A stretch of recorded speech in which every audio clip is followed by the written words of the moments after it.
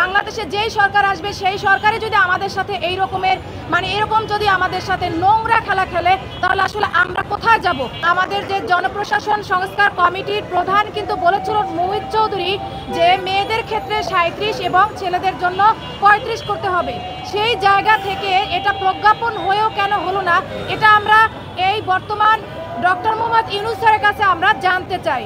দ্বিতীয় কথা হচ্ছে যে মেধা এবং যোগ্যতা বুদ্ধির যদি বয়সই না থেকে থাকে, ডক্টর মোহাম্মদ ইউনূসের মতো একজন আন্তর্জাতিক দূরদৃষ্টি সম্পন্ন ব্যক্তি, যিনি ইন্টারন্যাশনাল একজন ফিগার, তার মতো একজন মানুষ যে বলে যে বুদ্ধির কোনো বয়স হয় না, তাকে কেন এখনো আমাদের বুঝাতে হইতেছে যে মেধা ও যোগ্যতা প্রমাণের সাথে বয়সের কোনো আসলে সম্পর্ক থাকে না।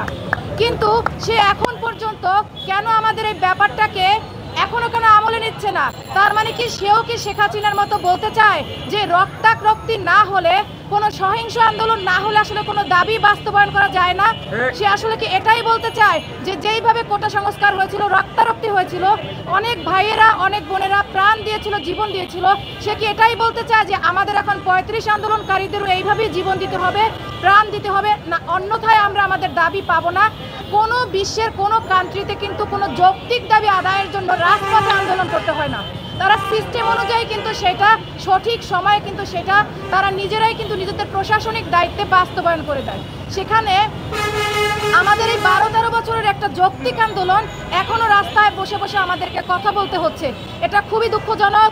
বাংলাদেশে যেই সরকার আসবে সেই সরকারে যদি আমাদের সাথে এই রকমের এরকম যদি আমাদের সাথে নোংরা খেলা খেলে তাহলে আসলে আমরা কোথায় যাব।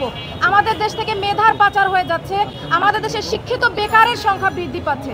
ন্যূনতম 35, এটা তো 35 একটা ডিজিট অনেক বছরের, সেই জন্য আমরা বলতেছি যে ন্যূনতম 35 করতে হবে।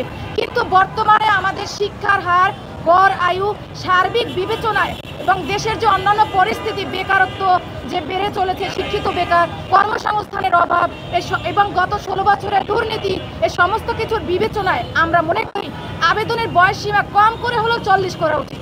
তাহলে এই 16 বছরের যে নারীগণগুলো বেকার তৈরি হয়েছে, শিক্ষিত বেকার, তারা কিন্তু আবেদনের সুযোগ পাবে।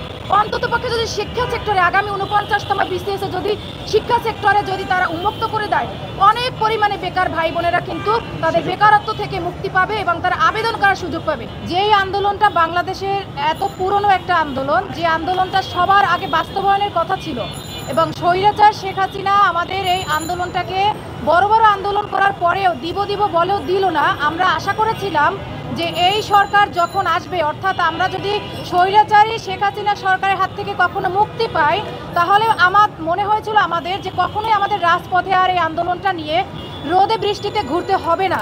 এবং যেহেতু এটা যৌক্তিক একটা দাবি, অত্যন্ত যৌক্তিক একটা দাবি, এই দাবিটা বাস্তবায়নের জন্য আর কোনো কথাই বলতে হবে না। কিন্তু অত্যন্ত দুঃখের সাথে ভারাক্রান্তভাবে বলতে হয় যে আমরা এই সরকারের কাছ থেকে পার্থক্য কিছু পেলাম না এখন পর্যন্ত, এবং তারাও ঠিক একইভাবে আমাদের আন্দোলনটাকে অবহেলা করে যাচ্ছে এবং আমরা অবহেলিত হয়ে যাচ্ছি। আপনারা দেখেছেন 24-এর গণ অভ্যুত্থানের পরে যখন যমুনা ঘেরাও করা হয়েছিল, সেই যমুনা ঘেরাও করার সেই আন্দোলনটাকে ব্যবহার করে একটা গোষ্ঠী, একটা স্বার্থান্বেষী গোষ্ঠী, তারা 32 আদায় করে নিয়েছে। কিন্তু আমাদের এই 35 প্রত্যাশীদের কাছে কখনোই 32-এর আন্দোলন করা হয় নাই এবং 32-এর জন্য কোনো ব্যানার হয় নাই, 32-এর জন্য কোনো সভা হয় নাই, মিছিল হয় নাই, সংবাদ সম্মেলন হয় নাই, কিছুই হয় নাই।